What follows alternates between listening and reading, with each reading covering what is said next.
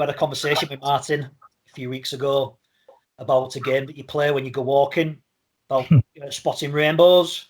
Oh, right, okay, so I heard that conversation, and I'm thinking, this is me just being totally stupid. Like, I'm listening to this conversation, I'm like, get a lot of rainbows in Windle. I just seeing all these rainbows.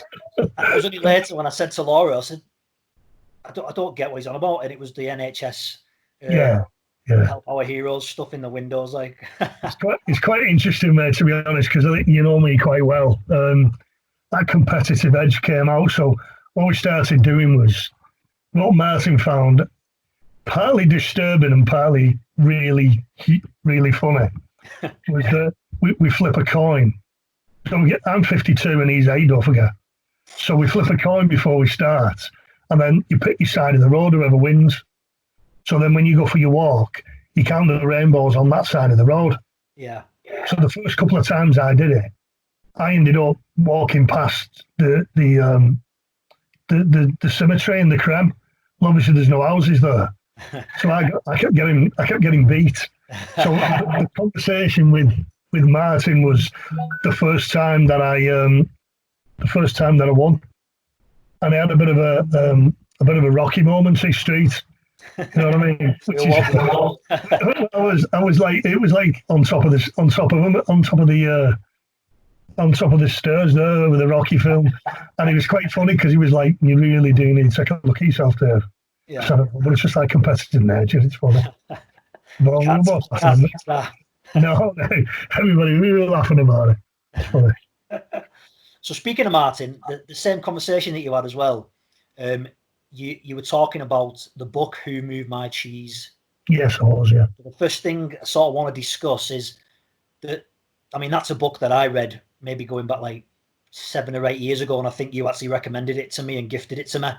And it's only a small little book in it, and we'll get on to what it says in a minute, but how important are the concepts and the ideas in that book? How relevant and important are they now in the current situation that we find ourselves in? Well, I think I've got, again, going back to what I do professionally, I've got two heads on with it. I've got the corporate and the business side of the coaching, what we do. And obviously included in that is executive coaching and group days and various things like that. And then on the Max, we've got the community element. And I think what it's highlighted to me, going back to the book, is how people cope really when they've had their livelihoods affected through an external source that nobody could ever have thought it would be this impactful. So I think when you look at, Martin was on about some of the clients that he'd had and how they'd been coping. And that's why I recommended the book, that he read the book and he'd not done around the metaphor for the cheese and people just putting the life around the role and the job, what they do. And that gives them a lifestyle and it gives settlement in the life. And then the focus, the external focus then is around hobbies and training and various things. Yeah. But the livelihood and the job provides the resources for all that, including the materialistic things like houses and cars and things. Yeah. I think as soon as the Prime Minister basically said, right, we're all on lockdown, there's a percentage of the clients that I'm coaching with in both areas, from a metaphor point of view, had their cheese moved. Yeah. They got up one morning and it was all gone. And then there's almost an emotional roller coaster then around how do I cope with this? Mm-hmm. What do I do? Panic, self-talk, all that elements of it. So that was the beginning of the conversation with Martin. Yeah, and I think a massive part of like your work and something that I'm obviously really interested in is how people cope with change. Yeah. Because life is changing, it constantly changing. And a quote that I often use by Tony Robbins, and it's something that I've used on some of the podcasts I've done for you, is the quality of your life is directly proportionate to how much change you can handle and uncertainty. Yeah. If you're not good at handling change, then you're gonna have a pretty miserable life, aren't you? Yeah, and I think it's all it's all individual. So it goes. A lot of it comes from me from socialization and how you were brought up, and the influences on you in your formative years. Yeah, will link directly into the quantity and the quality of resistance that you've got to various things. So I'll sit down with clients constantly, and it makes me laugh really. Obviously, there's a humorous side of my job as well in you discuss where, the biggest thing is IT, and it's like, I'll go in businesses and they'll have a new IT system and they're just blaming computers. You know what I mean? It's like, it's really just quite humorous when you see people, how they cope with change. There's a blame factor there. Yeah. And obviously you've got probably a 2-foot piece of plastic with a load of metal in it. And they're going, it's that fault, it won't work. And it's just, again, it's very interesting when you look across. So I always say to clients when they're in that mode, we all have changes. If it's a change that we process and we like, it's called a surprise. If it's the process or something that we process that we don't like, we call it a problem. All right. Yeah. But it's still change. Yeah. It's just the fact that we process it differently when we call it a problem, when it impacts on us, rather than if it's a surprise. So it's language, the language that we use to describe things. Yeah, it is. And I was talking with a client last week, and he was laughing because he gave me an example, which again, you've got to find humour in things, and I think there's a lot of seriousness around us at present.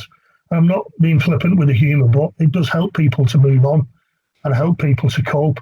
Mm-hmm. But he's like, he'd been sat in his car and he'd been driving, so he's carrying on commuting and doing the work that he does, and for some reason he just focused on what he was having for his tea.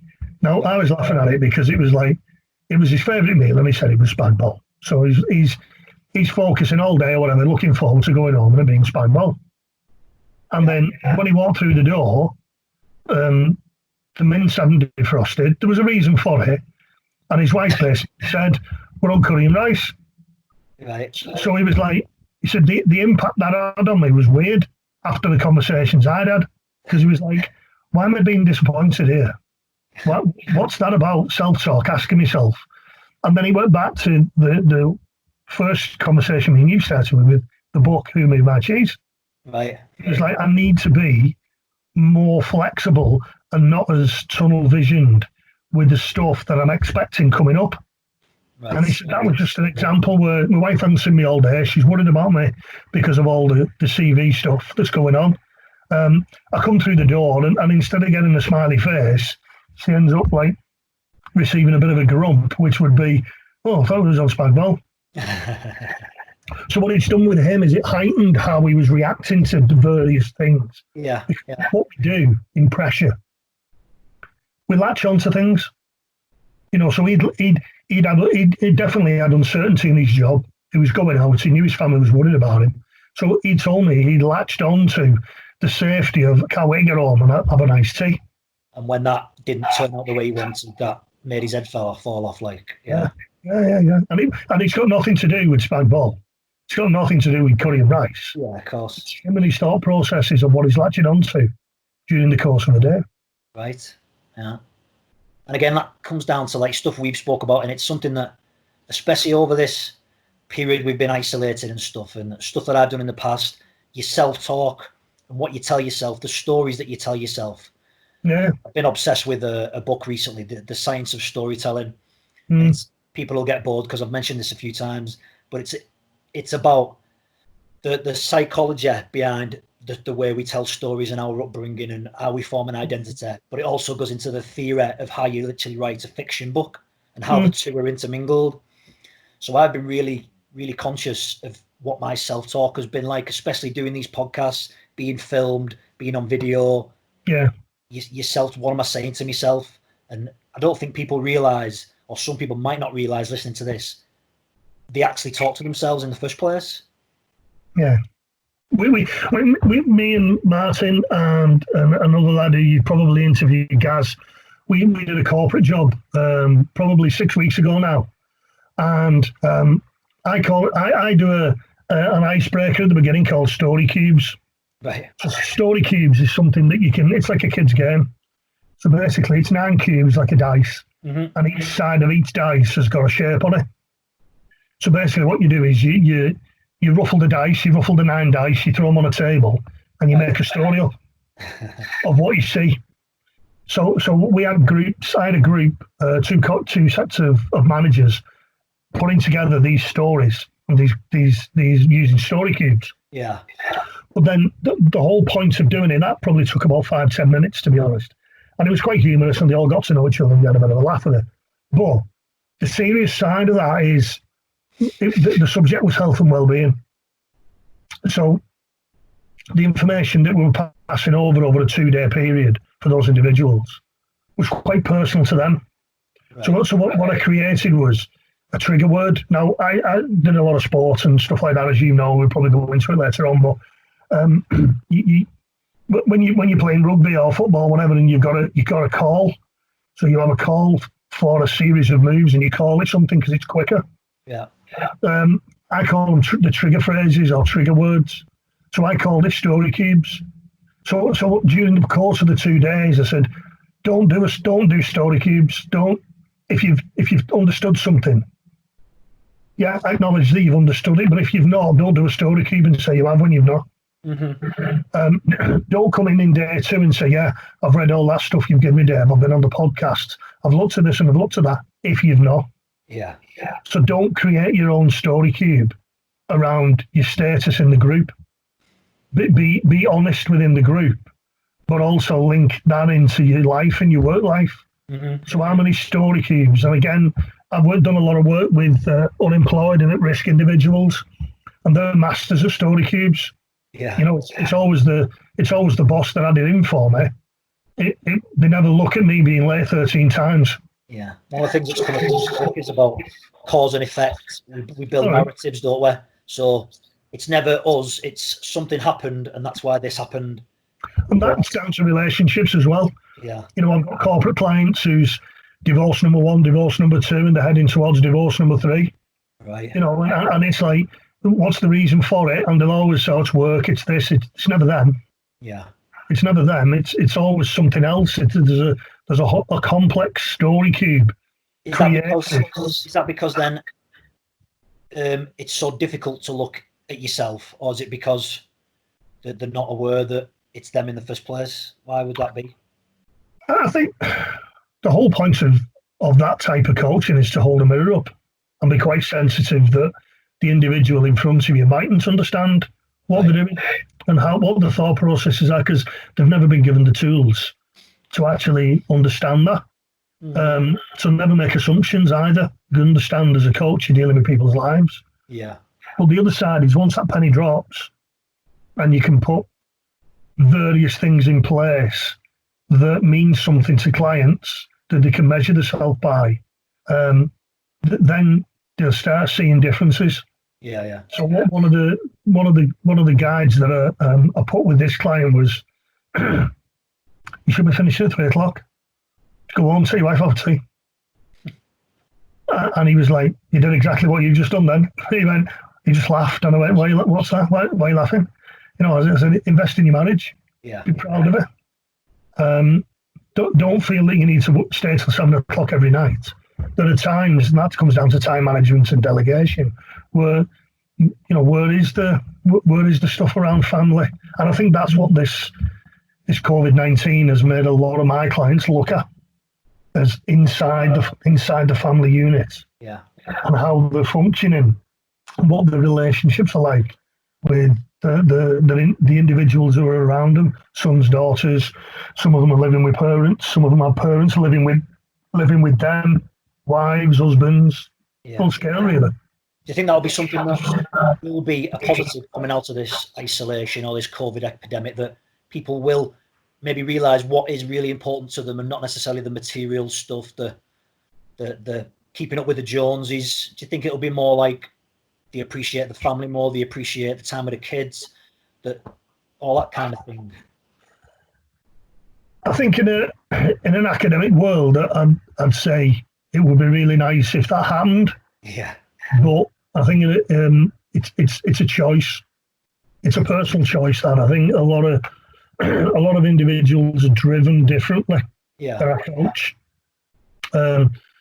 Some see the materialistic value of things as a guide of their success.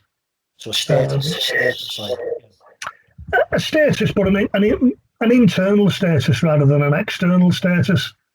You know, so I've coached sports people who can go out and, for instance, buy a new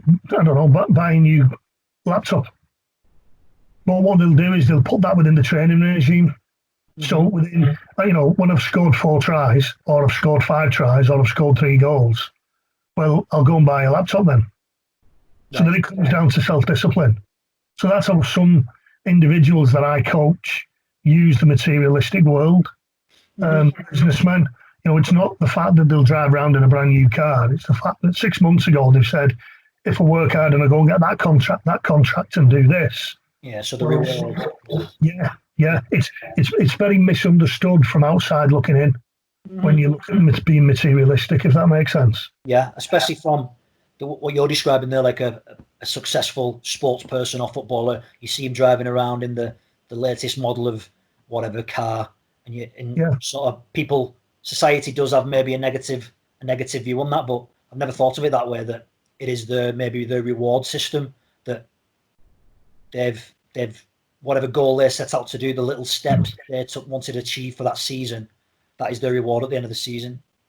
Yeah, and I think when you look at a season for a sports individual, and I'm not necessarily focusing on football, there are also seasons for business people. So when you get quarter 1, quarter 2, and quarter 3, depends when your books finish.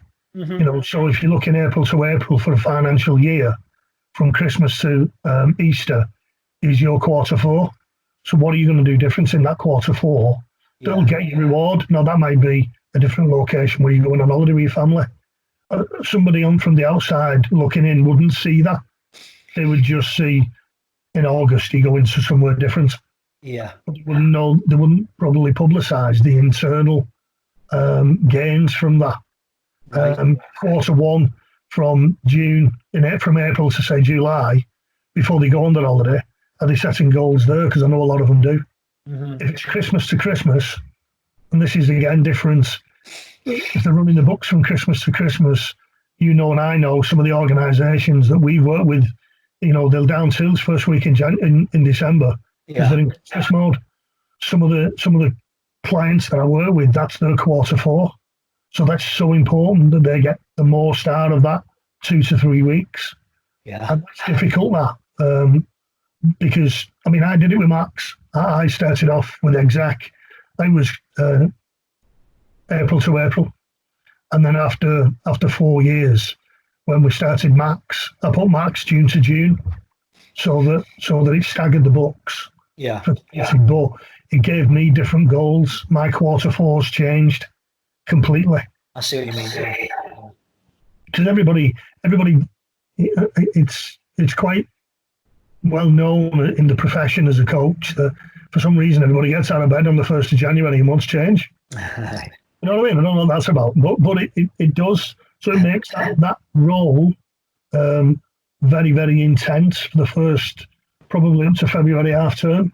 Yeah, I can imagine. The trends in your business, really. Yeah. For me, so you've got trends across the coaching arena. You've got seasons. You've got years, as in books and HMRC and all that. You've got academic years. So there's a lot of patterns that you look at, that I look at when I'm working with clients and where they fit in with that pattern, including my pattern. Yeah. One thing that I'm interested in, we spoke about it maybe a few weeks ago. Obviously, through this period now, businesses have had to change the models, the way they work. Staff have been furloughed. Some staff are still working from home, so they've changed the way they do things. Yeah. That is going to affect staff mentally, the well-being, the motivation. So when So it's been like probably going to be like 6 weeks, this isolation process, if it opens up again after this next update. Yep. Staff have come to terms with what's happened, so the body adapts quickly to anything really. So in the first week, there's all like the grief phases, like they're angry, they're blaming people, but then you settle down and you accept the role that you've been given, so working from home. We spoke about this a few weeks ago. When staff or colleagues are going to be going back to work, there's going to be a lot of issues around rituals, structure, routines, mental well-being. How can companies now start to think about what's going to happen when their staff start back? What can they put in place?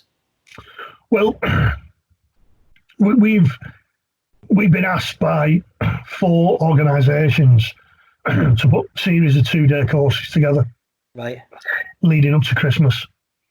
And the threads of what business owners are telling me are around habits and triggers.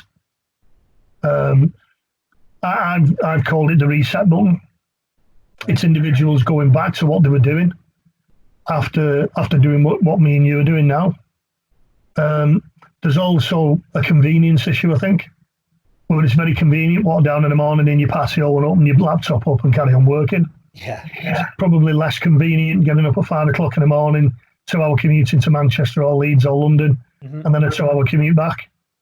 So I think you're right around change. It goes back to change, what we've spoke about. But equally, the 2 days that I've been asked for put together has been more around giving individuals different tools like self-talk, understanding themselves, understanding what the role and what the job gives the family and why they're doing it. There's a lot of specifics as well because the 4 organisations are completely different. So I think changing health and well-being is massive.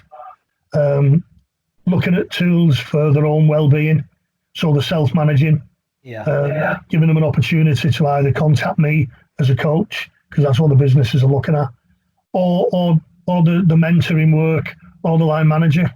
So some of the workshops are geared towards the mentors and the line managers as well, of upskilling them academically with some of the tools that we'd use as coaches, but also opening the mind into it's how people cope with change.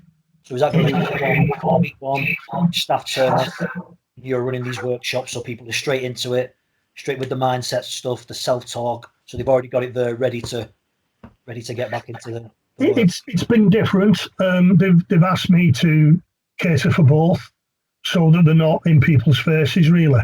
Right. And that's quite powerful, that, because they know it's a sensitive subject. You know, so some of them have said, well, let's put a structure in place, and if we've got a structure in place, like you're saying, we know where we are and what we're doing with that. But equally, others have said, let's give them a bit of time to settle in, because I want to see how they adapt themselves, and then if they're struggling, we can put it in place. Right, yeah. So they may come later. So it's not I don't think it should be a one-size-fits-all where you've got to go on different types of training as regards returning to work. Yeah. I mean, I'll give you an example. In the third sector now, there's a lot of volunteering going on, and we've been in contact with probably 8 or 9 locations across the region, either community hubs or food banks, who are providing a service for anything from chaotic lifestyles and addiction, all the way through to pensioners and elderly individuals. Right. And that's a lot of that's through essential items and food parcels. So I'll give you a scenario. Some of the characters who are turning up at the food banks are employed, but they've been furloughed. Yeah. And what we've found is some of them just want to help. They want to keep themselves occupied and they want to help, which has been really powerful in the third sector. But what the third sector then are looking at, large quantities of individuals who have not got a lot of experience in the community and are not used to working in deprived areas, and understanding that listening is important, and all the skills that we look at when we look at working in the third sector. Yeah. So they've asked for some training packages to upskill the volunteers. They've had instances where volunteers have turned up they want to help the community. Within 2 days, they're crying their eyes out because they're seeing kids go hungry, and woman's coming to the door saying, "Oh, it's terrible here," and this, whatever's going on, and they're not trained for it. Mm-hmm. So through Endeavour, a lot of individuals have been, I think, looking at the communities in different ways. So some of the hub managers have asked me, could we do some almost informal stuff around these volunteers returning back to work? Because some of them are saying, I want to carry on doing this. They've got a call in, really. I want to carry on. Yeah. And then the hub managers are in a funny position where they go, actually, after 6 weeks, mate, you might end up back either in a bank or in a warehouse, or you're going to have to go back. And they're unsure because they don't want to disappoint, and they don't want this period to be negative for that individual because they're giving their free time up. Yeah. So again, that puts it puts a completely different perspective on the community. And that, for me, is what I've witnessed as regards the massive merge that this has given us. Mm-hmm. From unemployed people receiving support, and I'm not generalising when I say unemployed, but let's just say at risk, receiving support of strangers and not wanting anything back. Right, yeah. It's been powerful for individuals to accept that they're either furloughed or they're working from home or whatever they're doing. If they're furloughed, then how do they occupy the time? A lot of intelligence, active individuals have been told to stay at home and exercise, and it's difficult. So some of them have said, right, I want to go and volunteer. Yeah. I want to do 2-3 mornings a week. I want to deliver to a food bank. I want to put some parcels together. I want to do some pickups and deliveries, and I'll use my own car. I'm okay with that. We've had a lot of instances like that across the region. But again, going back to your question, Dave, it's the flip side, isn't it, when they return back to work? Yeah. And I think it's about in my area of work now, I'd call it a transition phase. So there'll be a transition phase from the COVID-19 growing and engulfing us all, and it's affected everybody differently. But there'll also be a transition phase where people start relaxing or being given permission to go out or mix or start involving themselves again with families. Yeah. And there'll be different emotions flying there, because there's no guarantees that they're not going to get it. I know. What do you think, just us talking, like, without any sort of business or community connotations, just your own opinion, what do you think is going to change now that we've had this COVID? When we go back, do you think people will be more, do you think they'll carry on with the supermarket restrictions, like 2 meters apart and all that? Hardly handling money, because no one handles money anymore for fear of the passing it on. I think there'll definitely be legacies. I've got asthma, as you know. There'll be legacies. So I would think with me and my family, if I got invited to a 40th wedding anniversary in October, I'd think about it. Yeah. If I got invited to a wedding in August or late August, even if it was a small wedding, I think I'd be thinking about it. Yeah. I think that's the effect that it'll have on everybody, really. I've seen a lot of frustration with individuals who are active, who have got asthma or any of the highlighted sort of areas that they've said stay in. Yeah. That's where we've been doing a lot of online coaching. What's there for them, really? Mm. It's nobody's fault. It's not a blame culture. You couldn't have brought this down in January and gone, this is what's going to happen. I know. So I think there's an element of, me and you speak about it quite a lot, really, of living in the moment. Yeah. I've not been personal myself. I've limited the time that I'm taking in any information, either from press or social media or anything like that. I've focused just on me and my family and my immediate individuals that I'm with and what I'm doing and how I'm doing it. Yeah. Because you can't control that other stuff. Exactly. I've concentrated on what I could do what I can control. Again, going back to like Stoic philosophy and stuff, we've spoke about it before. What can you control? What can I do that's positive? So looking at doing these podcasts, these videos. We've been decorating the house, so having routine, structure. Yeah. Did you say you have then? Oh, you have? I have. Right. I have. Okay. A lot is working, still working from home and that, so Yeah. I get it. She'll go mad at me now if she is this, but we didn't want to come to a compromise that we didn't want her weekends to be wasted decorating, while she's working all week. So I do like the morning. So just before I've been on this with you, I've been finishing off the landing painting and that. Yeah. Just the structure and getting stuff done what normally you'd put to one side. Listen, I understand it, and I think it's quite sensible. I know part of the philosophy around time is how do you spend it. Yeah, you know what I mean. It's like there's different metaphors that you can use, but how do you spend your time? I think that's another question that people will start asking themselves. Yeah. How have I spent the last 5 or 6 weeks because I've had the restrictions imposed on me. Then the question will be in that other transition that I just spoke about. How will people move forward? Will they not be going into various environments as often? Have they picked up new habits that they value rather than the external habits? Yeah. So again, what you're saying around decorating and stuff. I don't mean you were laughing about it when you said we, because I know Laura's working, and I just want to punch you on film now. But it's true. It's she's doing her bit, and I think it's quite powerful that you're doing your bit, and that's what makes the house work. That's what makes a relationship work. Yeah. And I think that's just an example, Dave. When you look at other families that I'm working with, sometimes it's a little bit, let's just say, lopsided, and that's where the relationship is tested. Yeah. It's about giving and taking, and as we all know with that.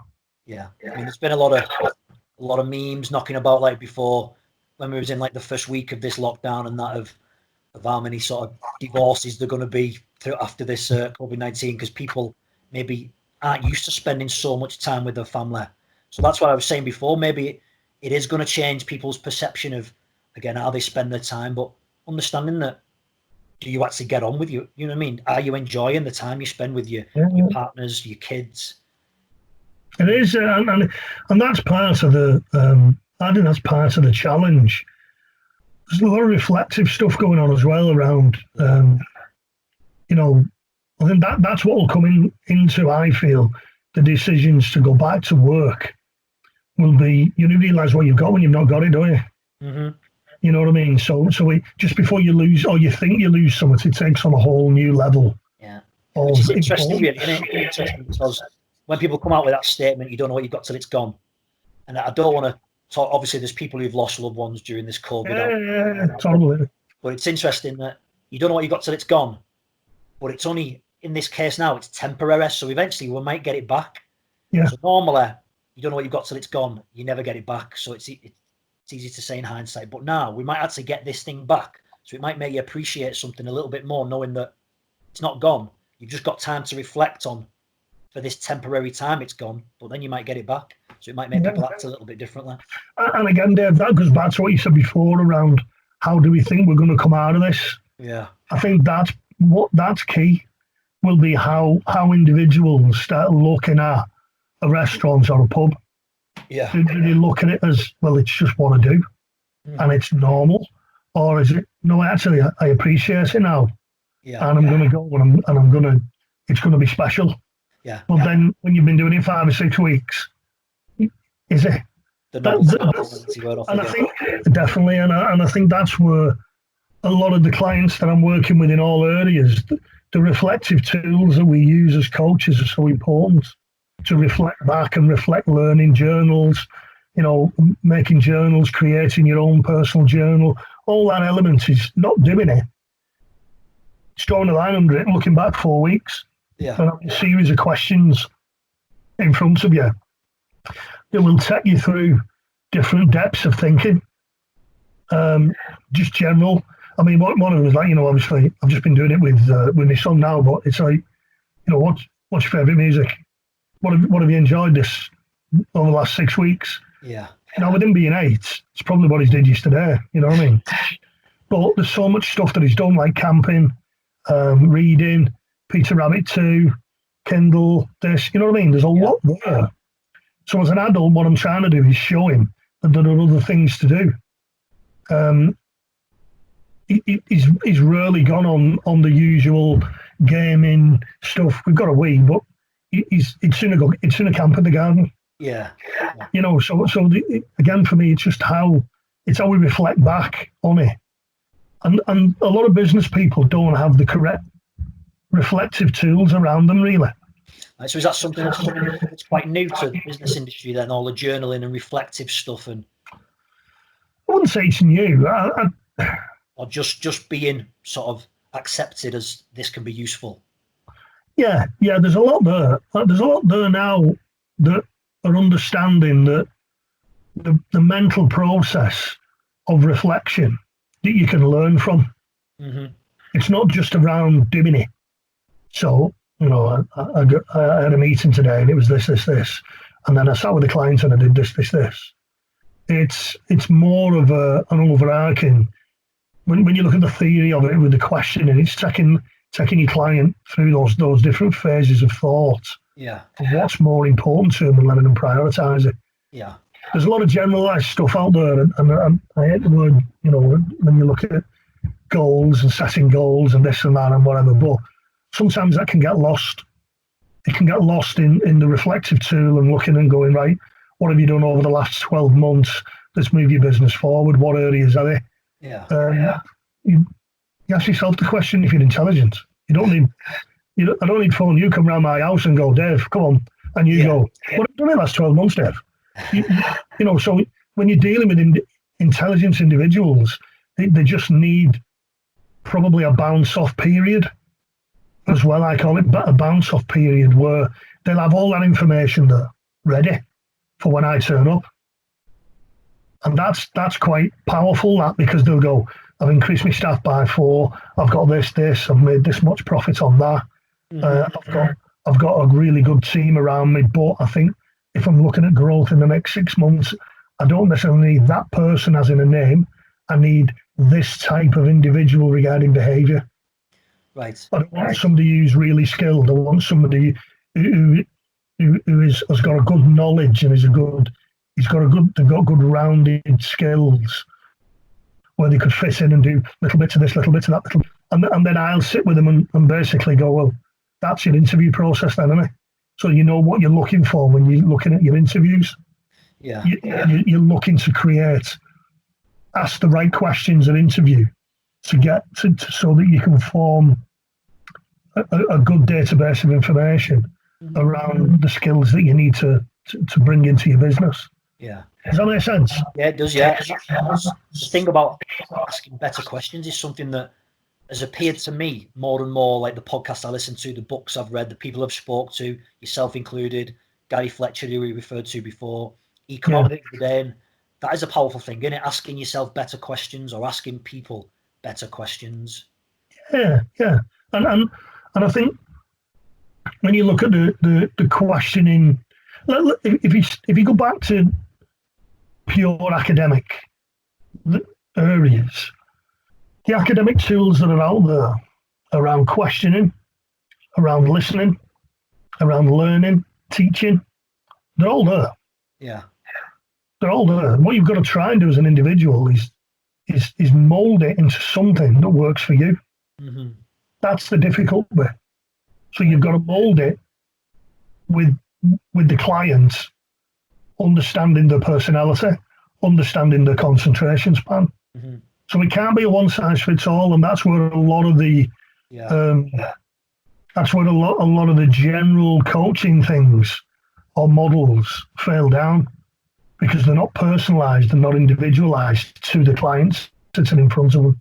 Yeah. And a lot of responsibility for the coach then is to bring in a quantity of academic resources that will help, that are proven, but equally a quantity of personalised resources for that coach, which links into their life and their experience and what's used for them in different areas.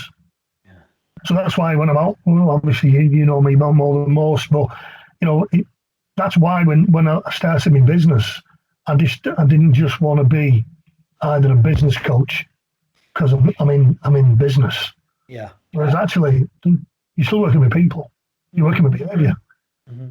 So then it's the cross stuff around sport, the cross stuff around risk, the home office stuff that I've done. All that elements all comes together with the client sitting in front of me. Yeah. So there's the academic stuff that you can look at in depending which area you're working in, but then should have a whole host of other reflective tools, including questions and question structures that will support that client and take them to the next level of thinking. So how difficult is it for you then because you're saying that it's not a one-size-fits-all, you've got to cater it and tailor it for the individual client. How difficult is that for you if you've got, say, I don't know, you might see 5-6 clients in one day, and you've got to have an individual tailored approach for each client? Yeah. Is that time consuming? No. That's the skill of it. Yeah. That's the skill of it. I think part of the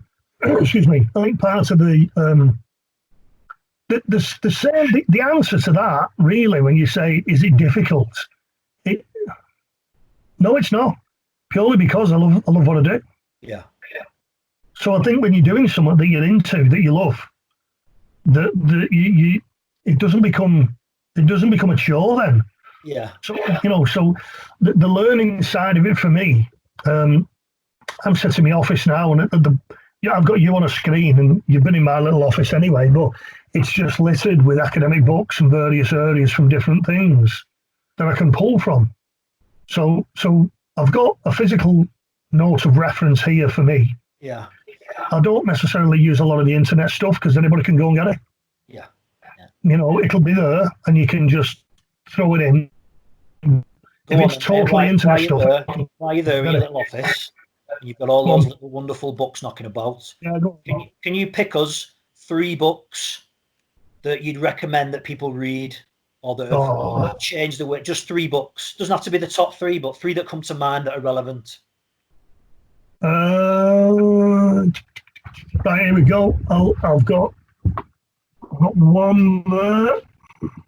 No, I've just sprung that on you, but no, it's part of what we do, mate. It's part of what we do. Because I know the kind of books that are in there, and I think for people who are listening, it might be interesting to some new books. I've got loads actually. Let's have a look. I've got things actually. There we go.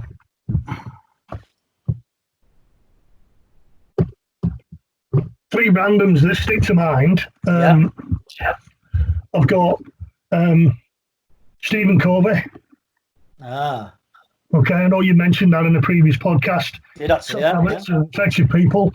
That's there. I've got stuff from Matt Haig, Headspace, reasons to stay alive and stuff like that. I've got Shapeshifter Jeff Thompson. He's an interesting character, isn't he?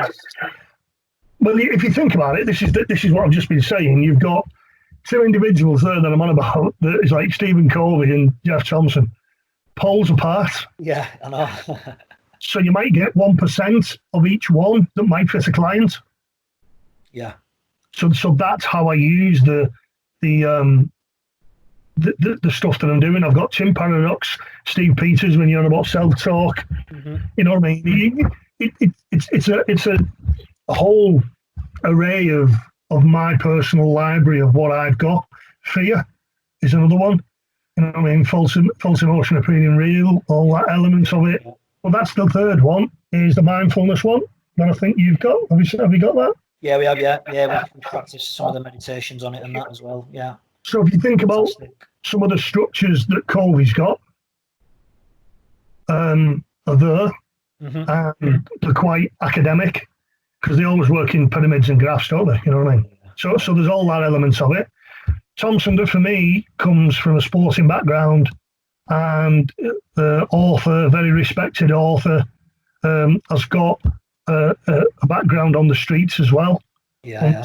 He's a very, very respected martial artist, working with emotions and understanding how you stretch yourself with emotions and fear pyramids and various areas like that. Yeah. And then new kid on the block comes along called mindfulness that me and you've been doing for years and years. It's in context, but it's how it's put together for... Yeah, packaged. It's just packaged in it, yeah. Absolutely, yeah. So I thought I'd pick three completely different ones there, which is... Good little lottery there. But yeah, that's Stephen R. Covey. I did refer to that in a podcast episode I did for you recently. One of my favourite ever sort of like concepts and ideas comes from that book, and it's about going back to the storytelling that was on before, but understanding before being understood. So understanding someone else's like model of the world, where someone else is coming from, before you try and put your point of view across or your model of the world onto them. Yeah. And I think as well, Dave, what that does, that comes down to listening skills as well. You know, you've got to listen to process. Yeah. I know we're getting quite deep with this now, but you do. You've got to listen to process. If you're talking, you can't listen. Yeah. So I always say that in board meetings with people who are coaching, who are running board meetings. If a person's talking, they're not listening. Yeah. So if they're constantly talking in a meeting, how much are they taking on board? How much are they listening to? Yeah. What I find interesting as well is the people, and I'm guilty of it myself, and it's only through this process of maybe doing the podcasts, a bit more sort of taking the class at jiu-jitsu, so a bit more being up there at the front. I'm understanding more that the gaps between the conversation, are you listening or are you just waiting for your opportunity to speak? Yeah, definitely. Yeah. And I think after speaking to some clients, that's the frustration that they've found on platforms like Zoom. Have you been on Zoom? I did a podcast yesterday, what's going to be published this week, and we use Zoom instead of Skype. Yeah. And when I've seen it recorded, it pops up whoever's talking, doesn't it? Right. So one of the frustrations people have come to me around that earlier is that they've got 4 photographs on top, and then the main one is in the beginning, the middle, who's speaking. Yeah. And how often people try and talk over each other. That's why I just try to do it with you. You know, it's when you talk over somebody, how often does that happen in the boardroom? But you don't realise you're doing it. Yeah. It opens it up massively when you look at these online platforms. It makes you understand that it's quite confusing when you start listening to different, but it's almost taken as a norm when you're all sat in a room together. Yeah. So I think there are going to be differences going forward as well. Those sort of boardroom discussions, I always, again, that's just me with clients, you know, how much are you listening? Don't perceive it as being passive and just not having an input into anything. Yeah. You're better saying 4 words and it making sense as going at it like a bull in a china shop for 20 minutes. Exactly. And everybody just forgot what you've said anyway. You know? I think we used to run a team talk previously called Annie's Man Club. I know there's a team talk now in St Helens over at Saints, isn't there? Yes, it is. Yeah. Men's talking group. No sort of prejudice or no judgmental or anything. Just men coming together talking. And one of the biggest things that I found after facilitating those groups for a period of about 18 months was the listening aspect. People didn't want to come to hear maybe you tell them either what to do, or it was just someone to listen. Yeah. And not offer anything back or signpost, whatever, but just the fact that you were listening, you wasn't on your phone, you was listening, you was sat there, you was present in the moment. There was no distractions, you didn't judge, you just listened so they could offload. And that was one of the biggest kind of feedback points that we got from doing that group, just the active listening. Yeah. And it's, again, that's what I'm saying about the breadth of clients that we're working with. That's it doesn't matter if you're in the boardroom or you're sitting looking at in a job interview.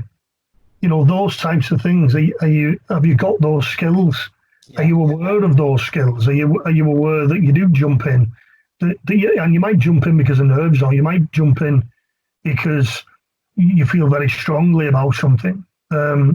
But at the end of the day, are you aware that you're jumping in? So every time you jump in, you're jumping on somebody else, and it's almost like plaiting fog in the end. You know what I mean? It's a very interesting aspect of the role, mate. Yeah, I mean, even down to, I spoke about it with one of the first podcasts I did with my mate Paul, that whenever you start to say something or someone asks you a question, what is the first thing that comes out of your mouth? Is it or how do you fill that silence?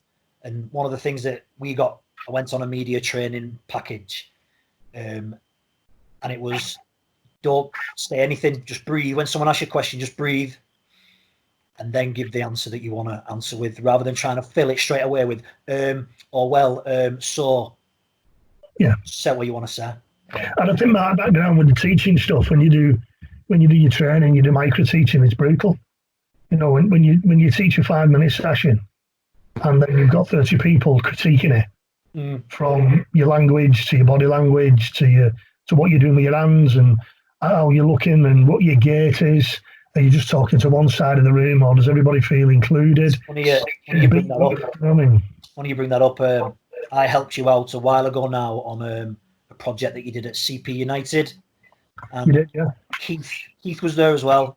Yeah. And you delivered your segment of the workshop, and it was something new for me, so all new learning and that. And I was given opportunity to give a bit of a workshop on visualization, all that kind of thing. Yeah. I didn't know Keith had filmed it. Right, okay. So he let me crack on and do it, and the session got delivered. And then after that, he sent me this WhatsApp video of me delivering the session. And looking back at it now, I cringe by it. But I was sat there, again, body language. I was hunched up. I was sat on the desk, not being comfortable being stood there in front of the class. Hunched over onto the desk, sat on the corner, and my foot, I was swinging me leg. And all you could make out in this delivery was me swinging my leg. So that took the whole visual cue from the session. Yeah, it's interesting that you brought that up. And I think as well, Dave, because I was in on that session, obviously, but you can be overcritical with it. I think sometimes, I know the feedback that we got off those types of sessions was the information was received really positively. Right. Yeah. But you looking at yourself and critiquing yourself, it'll make you cringe because that's what you're noticing. Yeah. Whereas I know some of the feedback that we got off the players that attended was really positive about the knowledge that you passed on. Yeah. But that stays as a norm, which is the knowledge that comes out of your head and you're delivering. Yeah. What you're looking at is you're not thinking about that. You're thinking more around the tone of your voice, what your hands are doing, your legs swinging. Yeah. And you've not got to, you've not got to be overcritical. And that's what I say with people going into this type of environment where you're stood in front of people. If you're not comfortable with yourself, that's your first barrier. Yeah. I know I'm not going to, you know me quite well, I'm not going to be getting in school pants again, am I? You know what I mean? So I think if you're not comfortable with yourself and you're comfortable in the topic that you're delivering, of which I know you are, they're the first two barriers that people have got to come overcome. And the sound of the voice as well. That's been a big thing. To people on the podcast and stuff, isn't it? Yeah. Again, it was some advice that I got a while ago. You've just got to get over it. No, it's repetition, and we do a lot of public speaking workshops, man. And I think a lot of I always say to individuals, when you're rehearsing the public, doing anything from public speaking, you've got to rehearse it in a mirror. Mm-hmm. You've got to tape yourself, and you've got to record yourself. Yeah. You've got to desensitize yourself from all that emotion, what you're on about. Yeah. Before you can really start to focus on the message that you want to give people. Yeah. So if you've got a massive hang-up about your weight, or a massive hang-up about your unkept beard that you've now got, or anything like that. Lockdown beard. Your lockdown beard. But what I'm saying is, they're all percentages of hang-ups that you'll have and distractions. Even your clothing, your routine, what you do before. If you understand how you rehearse and how you practice for a presentation or a speech or whatever it might be, there's only a small percentages of clients that I work with that are actually nervous about the audience a lot of it is personal stuff. Yeah. I'm linked with how they feel and how they look and the message that they're given. But if they're a professional, they know the message that they're given. Yeah, exactly. It's just desensitizing themselves from the voice, the image, and then the habits and whatever you do on stage. You know, the way you move and the way you talk, and does it look natural or not, or is it wooden, or you know what I mean? Yeah, I mean, I've been very conscious of since that video, and as you know now, I run a Brazilian Jiu-Jitsu academy, so I'm in front of the class 5-6 times a week. And going back to your point, initially when I first started doing that, again, it was out of my comfort zone, but I was rehearsing the lesson before actually delivering the lesson. I was rehearsing the contents of it, what the techniques were, what my delivery was going to be, the points I'd pick up on, the little details. So now it has become a little bit more second nature, but definitely use that as a tool to rehearse the session I was going to deliver beforehand. Again, to desensitize it, to get over all the little hang-ups I was going to have about my appearance or my delivery, whatever it was going to be. That act of visualization and rehearsing definitely helped. It was massive. Yeah, good. Yeah. So just before we start finishing off, because we're nearly done an hour now, believe it or not, that hour's flew by. Going back to you personally, you've got all this. I wanted to touch on the role of a coach, but we may do that at a later date. But how do you come in? You've had a hectic day at work. What do you use to relax? How do you sort of escape? I know you love the work you do, you're passionate about it, so you don't see it as work. But how do you switch off? What do you use to switch off? Again, that's changed as I've got older. When I started my career off, I used to do a lot of physical stuff. So I'd use sports as a stress management. So I played rugby. I'd go kickboxing. I'd do a lot of stuff. There was physically getting the stress out of myself, and then returning back into my environment a lot calmer. I created a habit of finishing work and going to the gym and getting rid of it. Yeah. I would say that worked really well for me up to the age of 32, 33. Sadly, as my asthma developed and the physical element of me, it's the age thing. You can still go to the gym and you can still be active, but you can't do what you was doing at 20. Yeah, of course. So I took on other tools, other hobbies to get me out. Things like archery, reading, not reading for work, reading just novels and light reading and topical escapism reading. Done some stuff around yoga, meditation. Not necessarily, I've just recently done TM. I've done a course on TM, which is really good. Transcendental meditation. Telling your mantra. No, secrets. Can't do that. No, it's somewhat personal for me that I can, and sometimes with the TM I'll do it as a leaver client. Right. Yeah. So I'll and again, this is just me being a bit weird and odd, but I'll finish with the client. I'm sat in a car park. I'll put my sunglasses on. Nobody knows I've got my eyes shut, and I'll do a bit of TM for 20 minutes. Mm-hmm. I'll put an alarm on my phone, and they think I'm talking on my phone. Yeah. It's a personal thing for me. Yeah. So that when I start my journey back home, I'm in a better frame of mind and I'm listening to a bit of music. I'm not doing any calls or anything like that. In between clients, I'll do calls in between clients. And obviously I'll take calls. But on that last one, as I leave wherever I'm leaving to come home, it's purely a bit of TM and then music. Yeah. That was a good little, you did a series on the Max Edge podcast about like just 2-minute little podcasts on the journey home, your morning routine, these little moments that you have to yourself that can be used for the reflection. They can be used to wind down, can't they? And it can be misunderstood as well, Dave. I know a lot of really, really dedicated individuals in the holistic therapies areas, and sometimes they're misunderstood because of the delivery aspect of it. Mm-hmm. That's what mindfulness is. It's about unraveling your mind. It's about a technique and a tool to slow your thought processes down. I went to all confidential, but I can't say tell you the guy's name. But I sat with a guy probably 7 years ago, and he asked me a question. He made a statement and asked me a question. It was very, very clever, and he basically said, everywhere you go in a public building, by law, you've got to provide a room to get rid of your physical waste, which is a toilet. Right.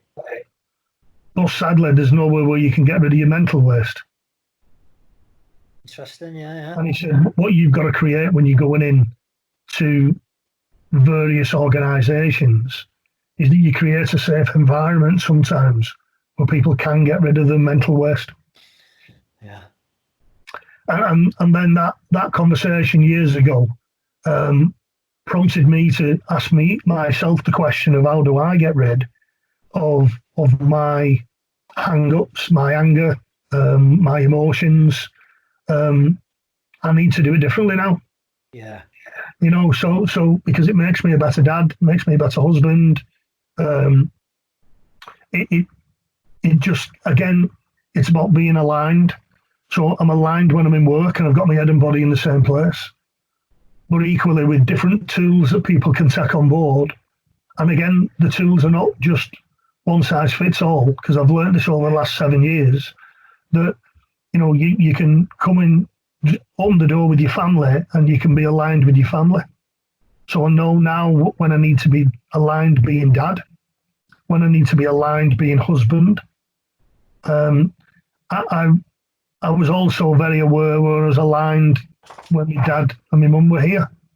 Mm-hmm. So with that, when I was son, so the roles that we take in life, what it does, it creates the awareness of what you know where you are and what role you're taking, and you can do that if you've got the right tools around you. With you can get rid of the stresses, so you can be yourself. Yeah. One thing I want to touch on before we do go, and it's something that I have conflict with in my own head. The role of I mean, I don't know what do you refer to yourself as a coach, consultant? How do you refer to yourself in your job? I struggle with that, really, to be honest. Because, I mean, you must have it all the time. When people think of life coach, it's a bit wishy-washy. It's a little bit airy-fairy. How do you refer to yourself in the job that you do? Because I know you do not refer to yourself as a life coach. I know that. No. I basically, if I'm with a new client and I work with personal development. Yeah. That's what I do. You know, I work with personal development, so I'm not, because when you work across the areas, it means different things to different people. So it's if I go into a sporting environment and I call myself a coach, mm-hmm. they're thinking that I'm either a rolling ball or catch a ball or bowl a ball, and I'm not. Their terminology is a psych. Right. Psychologist. If I go if I'm working with an unemployed group and I call myself a coach, probably over the last 4 years, they've introduced that word into some of the advisors. Mm-hmm. So they think you're an advisor, right. As in an employment advisor. So the word coach can be taken so many different ways, from a life coach to a business coach. Yeah. So that's why I just explain to people, say, you know, I introduce myself and I work with personal development. Yeah. And then that prompts usually what's that?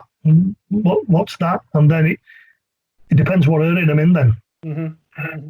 So if I'm studying a networking event, I can go down that route. Yeah. But also I can add the sporting.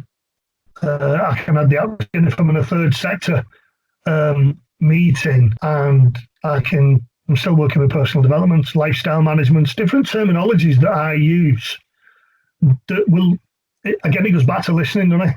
Yeah. So I know what they're listening to. So I know if I say something like a terminology like life coach, the percentages may switch off. Yeah. And and not listen afterwards of what I've got to say, because they'll just hang on to that. Yeah. So that's, yeah. So I've been called a few things as well, by the way. You know what I mean? I've been called a few. I've been called a few names, and genuinely, I've been in environments where it's people just don't get it. Yeah. Which is fine, but then it's how they display when they don't get it.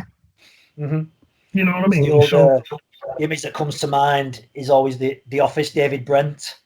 You know, when he's doing the Tina Turner, "You're simply the best," and he's on the stage at the end because they ask him to be a business consultant or whatever, life coach. It's just, you know, it is the role that I've created for myself with the clients that I work with is very multifaceted. You know, it's not just systems or the academic stuff or the when you see stuff on social media, you know, you've got the sunrise with the silhouetted individual with their arms open, all that elements of it. You know, it's all there for a reason, but it's just not me, to be honest. Yeah, I think personal development, the language that's used, personal development. I mean, definitely personally, that's something that would be like perk me ears up. Yeah. Certain life coach, it's like, I've come across so many. I've come across so many terminologies for the same thing. Yeah. You know, change agents. I've had one of them. I met a change agent when I was networking one day. Yeah. Lifestyle management is one that's used in like the third sector a lot, isn't it? Lifestyle management. Yeah. So it comes, I think, genuinely as well. It comes from not having an officiating sort of governing body. Yeah. Where people can call themselves what they want. Yeah. You know what I mean? Like personal trainers, you can get a personal trainer qualification in like a week, can't you, online? Get a piece of paper there saying you're a personal trainer, but yeah. Like, does it? So. No, not really. Well, you might be a good one, and you might just need a piece of paper. But I get what you're saying. It's you're investing in somebody's life, aren't you? Yeah, of course. Yeah. You know, they bring to the table what they bring to the table. You know, it's important. I know. So just before we finish off, mate, is there any takeaways you can give us that might maybe help us when we're coming towards the end of this COVID epidemic? Hopefully, fingers crossed, we're coming towards the end of it. People starting to transition back into the normal everyday lives that they had before. Any sort of takeaways that people can start looking at? Maybe looking at the self-talk, the routines, anything that they can look at themselves to start to I think we're judged. I think a lot of it. First of all, I'd say we're always judged on our behaviour, not our emotion. Mm-hmm. So have a think about how you're displaying. So that transition period, you know, somebody who may be nervous inside emotionally might be displaying anger. Right. As regards, no, I'm not doing that. And it'll escalate. Whereas actually what you're seeing isn't the emotion. The emotion is that person's nervous. You probably just not have the tools to express it. Right, yeah. And that goes back to what you were saying about talking. You know what I mean? About rather than so there's I definitely think there's that element. There's understanding how you're displaying in certain situations when you're asked to do something that you're nervous about. I think there might be an opportunity, usually through those types of conversations, if it's back in work, is to I think go at it from an emotionless level and ask the question. Yeah. And be honest. I think when you look at how when things start relaxing, once you start building another sacrifice list. So a sacrifice list for me is because that's what you said about cause and effect. If I start working till 8 o'clock at night, my sacrifice list will be 3 hours with my family. Yeah. So how does that sacrifice list start building up again? Mm-hmm. You know, so looking at your sacrifice list, I think is important. You've probably not got a lot of your sacrifice list will be quite small now because you're in and you're not doing much. Yeah.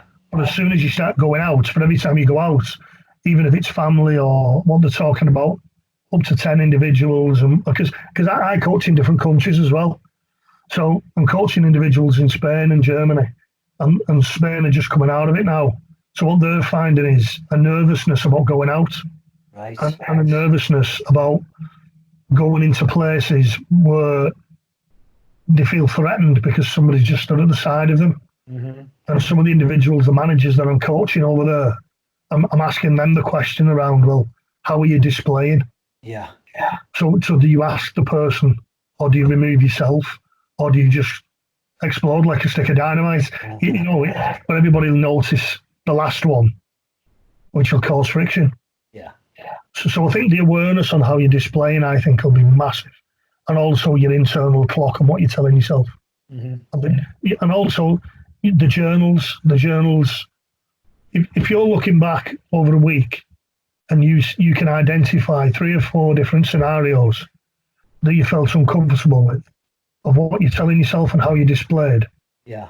and how long that feeling lasted, how long that emotion lasted, I think that's valuable information to take forward, see next week or the next month. Definitely. So yeah, they're just quick, easy things that you can do for yourself. And I've even if it's, and again, I have this with clients, it's not necessarily about writing words. Sounds daft, that with a journal. I've got a client who's dyslexic, who'll just draw shapes and he knows what they are. Yeah. So he'll draw shapes and he'll do different. Yeah, definitely, yeah. It's not for me to turn around and go, right, you've got to write a journal, you've got to look in a mirror, it's not for me that's not the role of the coach. Yeah. The role of the coach is to hold the mirror up and let that individual mould the tools that you're bringing in that suits them. It's like having a swear box at work, and you know what I mean? It's like, it's not the swear box, it's not the swearing or putting the money in the box. It's the acknowledgement that you're swearing that you can reflect back on, and man, I'm going to put £4 in that box this week. Yeah. I'm putting pennies in. I've done a lot of swearing here. Yeah. Some people forget that bit at the end, if that makes sense. Yeah. Even, like, what point did you swear? What had happened to make you blow up? I mean, yeah. Very much so. Yeah. Very much so. So was it on a Wednesday when I was working with Dave Drury, perhaps? I don't know. Yeah. You know, but they're the interesting facts that you can pull from these types of exercises. If you just do them as practice, so you just keep putting 10p in a box and you give it to cancer research, and you never ask the question why you're feeling it. Yeah. It just becomes a norm, doesn't it? I'm going to carry on swearing, and it'll cost me 10p, and I'll put it. Yeah. Sometimes the role of the coach is to refer back and ask the question why, what, trends, feelings, emotions, but then how do you change it going forward? Yeah. Very valuable advice there, mate. I think people will take a lot from this, definitely. Mm-hmm. So we've done an hour and 16 minutes there.